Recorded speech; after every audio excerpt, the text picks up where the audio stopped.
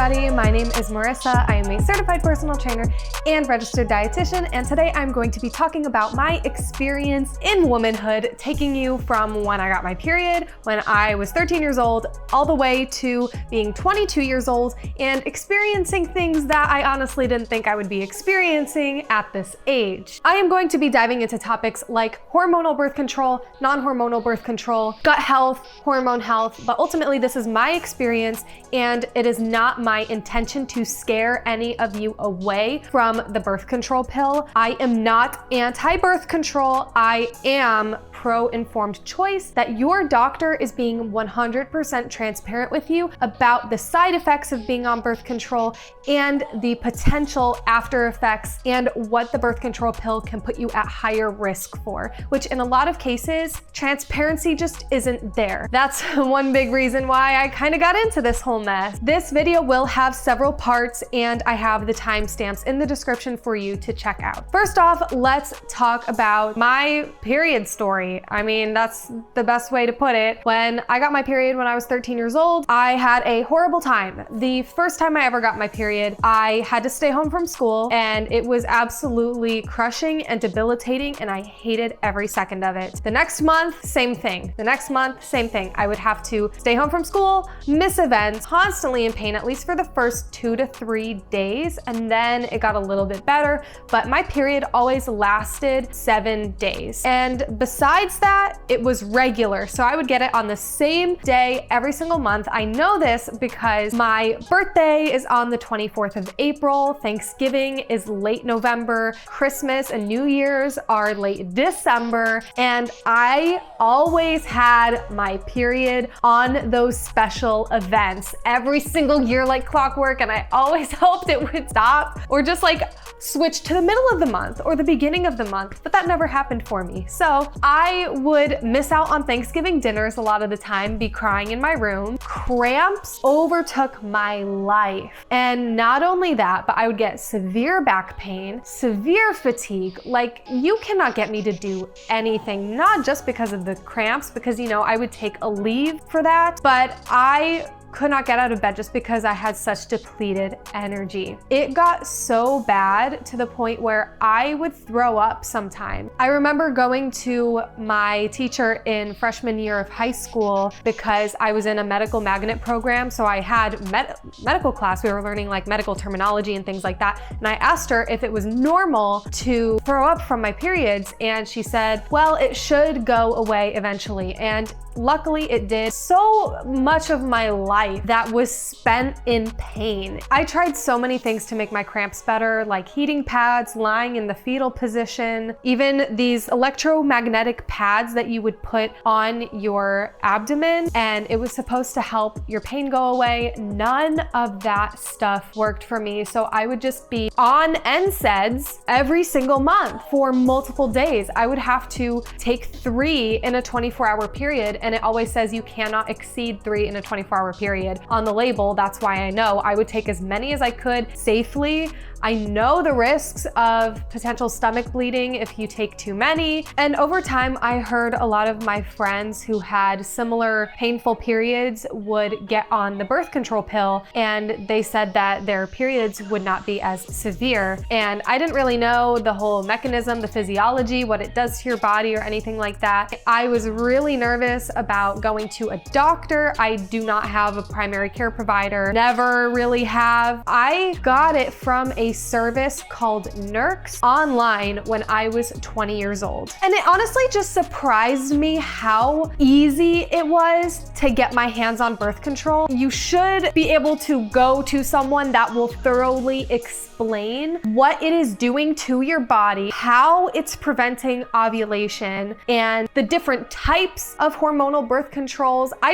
Because I didn't go to a doctor and because I did it so quickly, it was really on impulse. I really don't think I went about things the right way. I wish I did more research and knew a little bit more before I made that decision. I was on it for a full year. My body did not like it. Within 2 weeks, I'd say max a month, I started having horrible migraines. I had never had a migraine in my life. I would never even get headaches up until this point. And that was the first time I started getting not only headaches, but migraines. The first one I got was the worst. I stayed up all night, keeled over the toilet, so nauseous, head pounding. I literally sat on the floor the entire night until about 7 in the morning, where I finally threw up because I couldn't hold it in anymore and I was in so much pain. That was the first time I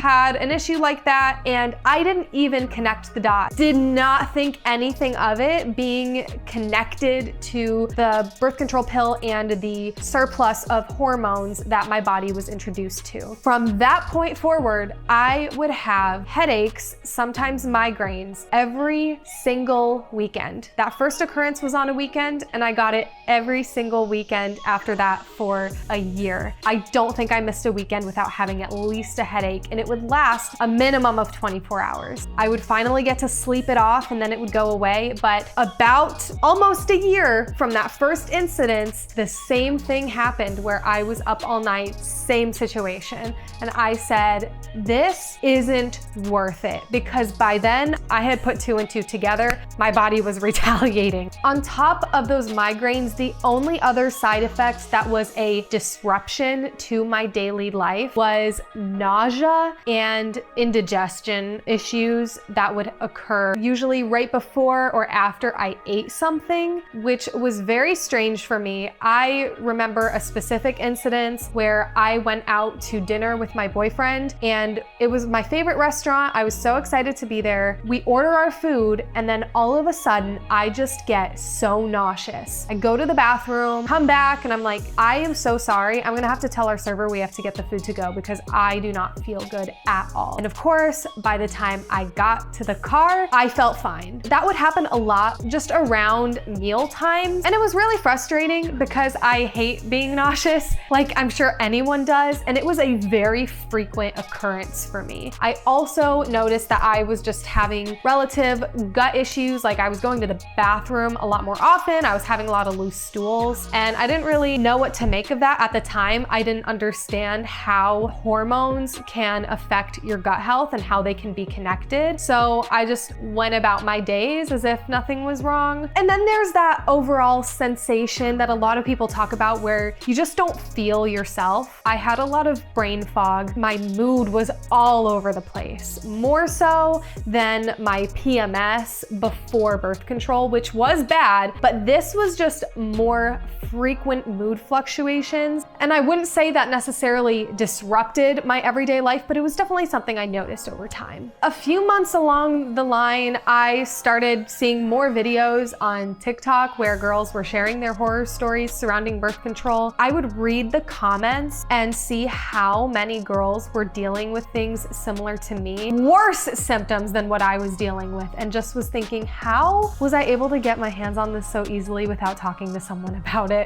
And when I first got on the pill, I thought to myself, okay, if I don't like how I feel on it, I can always just stop and things will go back to normal. Unfortunately for me, that was the furthest from the truth. In fact, the things that I would experience after getting on birth control, in my opinion, might be worse. So around the time I was thinking about getting off birth control for good, I started looking up how to maybe strategically balance my hormones out, if there was anything I could do with my diet or lifestyle that would help me restore balance in my body, because it had been off for so long, giving it synthetic hormones and not allowing my natural hormonal fluctuations during different phases of my menstrual cycle. One thing that stuck out to me was that I heard it would take anywhere from 3 months to 6 months for your body to even go back to how it was before birth control, because your body's still processing all of these hormones and getting them out of your system. I knew that, okay, if I get off my birth control pill in January, then I'm not really gonna go back to having really horrible periods until the summer. So I went to a gynecologist for the first time. I just said, this is what I'm doing. I've been on the birth control pill for a year. I want to get get to the bottom of my horrible menstrual cramps before they come back, because that was my biggest concern. My periods, while they were a lot heavier on birth control, they were nowhere near as painful. And I'm saying period like it wasn't my actual period, it was just withdrawal bleeding that would happen when I took my placebo pills. So I said, I'm really scared that they're gonna go back to the way they were before, and I would like some guidance on what to do about that. Maybe if there's a possible diagnosis for endometriosis. At the time, that's what I thought I had. The gynecologist said, well, here are some other hormonal birth control options that you can go on. Like, she really wasn't listening to the fact that I wanted to get off birth control. She didn't listen to that whatsoever and just started referring me to all of these other hormonal birth control options as if I didn't even say that. So I was like, well, I don't really want to do that. Do you guys offer any type of hormonal screening where I can see if my estrogen is extremely high and I need to get that back into balance? And she said, no, we don't do that type of thing here, which I've heard that a lot of places do hormonal screening. They just don't like to do it, but that's a theory.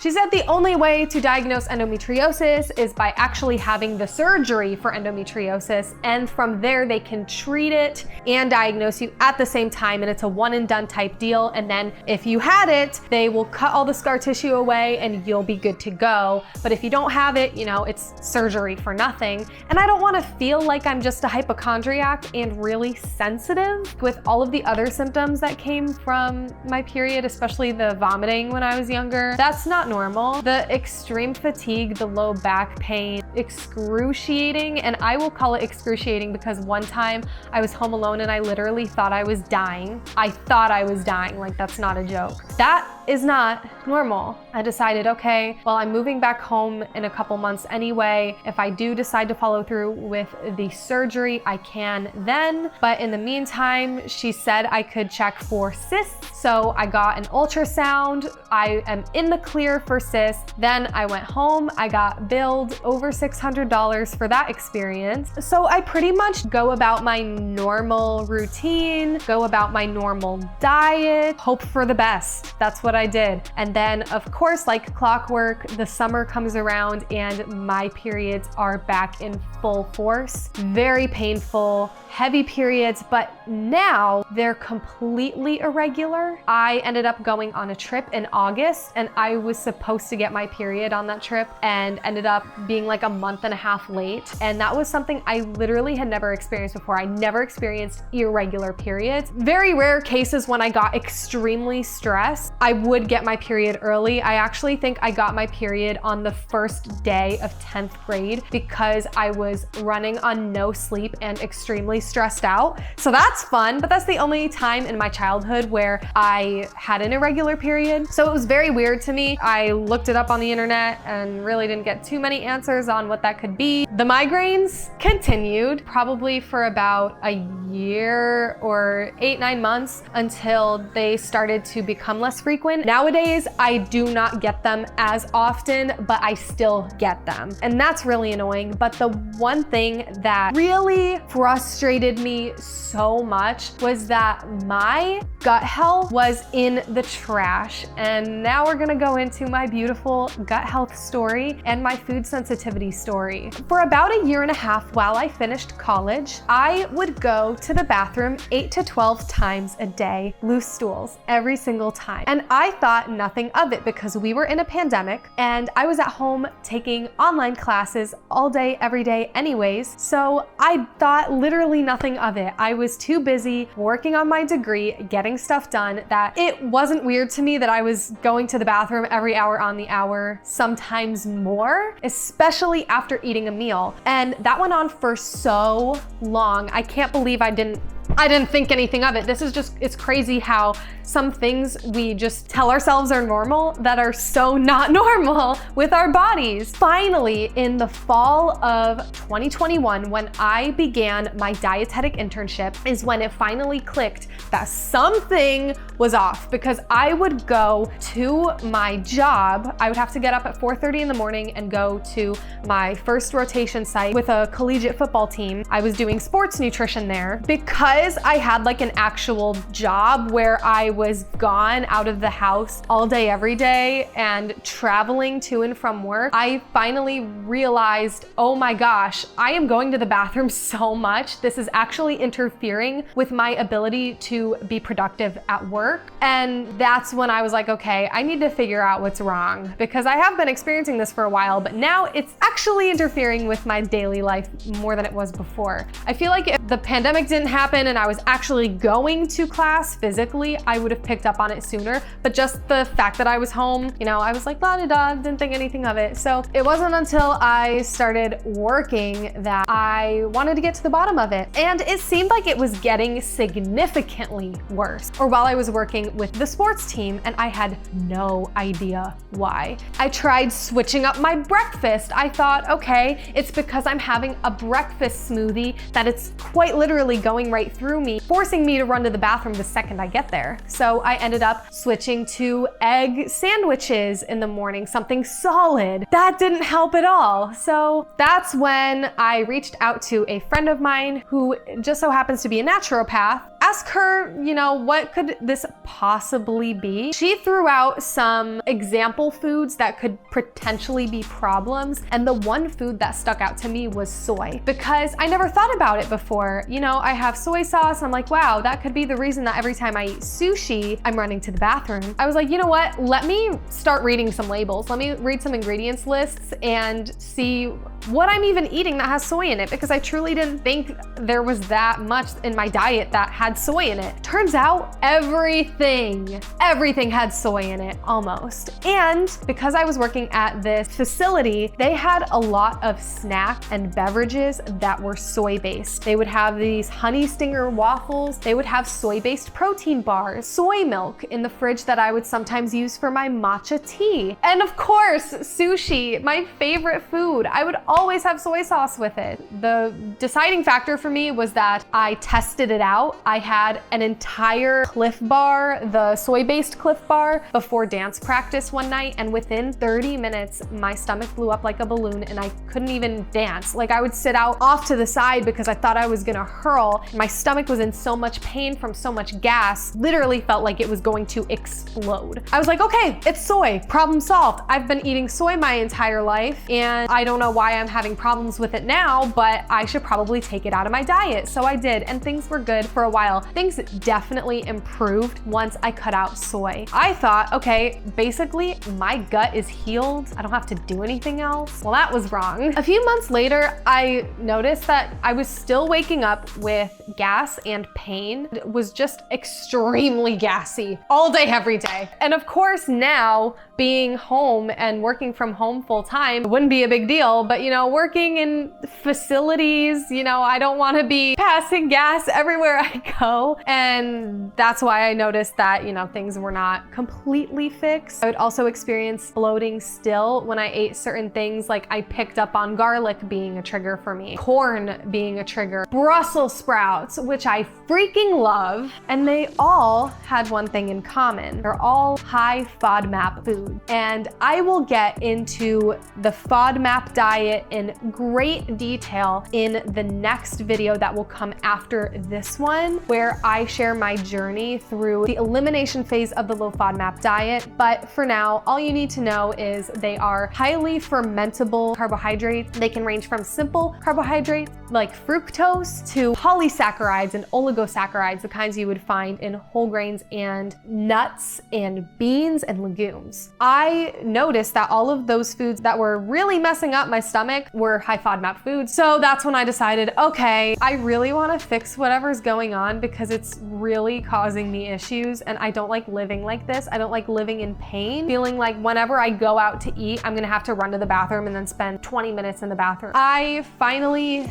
decided that enough was enough, and I went on the elimination phase of the low FODMAP diet as of a couple weeks ago, and I am currently still in that phase. I did a lot of research on it, and of course, as you know, I am a registered dietitian, so it is something I am coaching myself through because I have enough knowledge on the topic to do that. It is just crazy to me how this all stemmed from me taking the birth control pill. I never had issues. The only problems I really had before the birth control control pill were painful periods, which can be a sign of hormonal imbalance. There are remedies to that don't involve synthetic hormones. Not only all of that, but I have the worst cystic acne at 22. I hope it's gonna go away. And I know for a fact that I never had problems with cystic acne until the birth control pill. And I know you probably can't see it because I am wearing makeup right now, but if I go and just lightly touch my face, I can feel right now at least 5 different spots where I have a cystic pimple. And if any of you have these or have had these in the past, you know they are very painful, very uncomfortable, feels like they are impossible to get rid of. I am hoping that once I slowly start to heal my gut and rebalance my hormones over time, that all of these things will go away or at least get a little bit better. I'm just so fed up with feeling bad. I know that there's an answer and there's a solution, and I'm going to find it, and I'm going to feel better, and then I will feel extremely confident helping other women feel better too. If you are experiencing severe indigestion, super loose bowels, or constipation on the other side of the spectrum, accompanied by bloating and gas and potentially nausea too, follow along, subscribe, because I am going to be taking you through my personal journey with the low FODMAP diet, giving you tips and tricks along the way. I think the best way to guide someone through something is by having the experience yourself. I thought about doing food sensitivity tests. You know, that's a quick fix, but 1, they're expensive, and 2, I want to help women with their gut health in my practice. So I think it's important for me to understand what somebody with really bad digestive issues is going to go through if they pursue a low FODMAP diet. I want to have the experience so I know what it's like and I can have more empathy towards someone who is also going through something similar, because it is hard. With all that being said, I hope you stick around until next time. Like this video if you got value out of it. I hope you have an amazing rest of your day, your weekend, your night, whenever you're watching this, and I will see you later.